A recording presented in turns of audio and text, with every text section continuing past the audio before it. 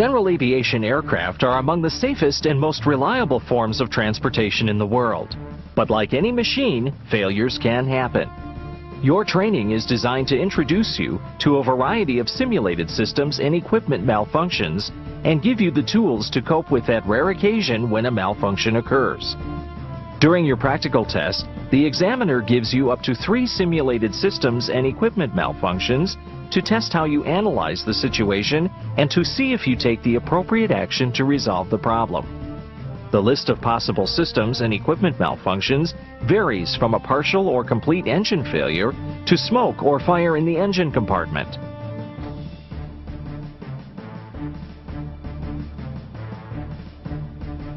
Typically, procedures for emergency situations can be found in your POH or AFM.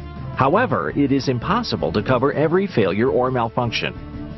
If your POH or AFM does not have procedures for a specific emergency, such as an asymmetrical flap extension, you must rely on previous experience, good judgment, and a knowledge of the manufacturer's published emergency procedures to form an appropriate plan of action.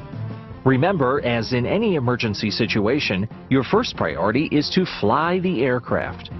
You must remain calm, clearly assess the emergency, then respond quickly and accurately to fix the problem. While many emergency checklists are committed to memory because your response must be instantaneous, other situations are less critical.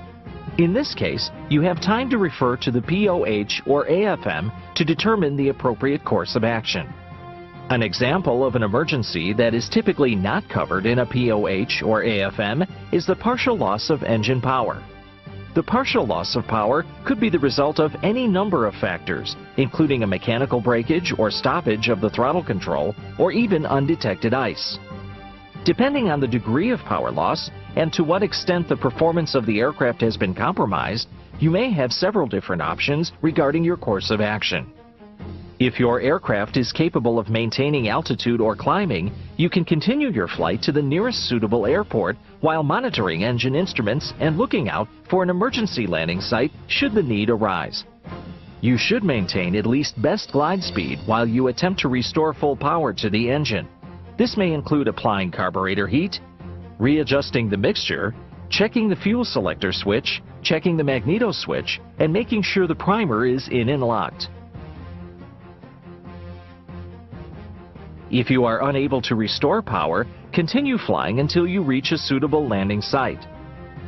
If your performance is severely diminished, you may have no other choice than to execute an off-airport landing.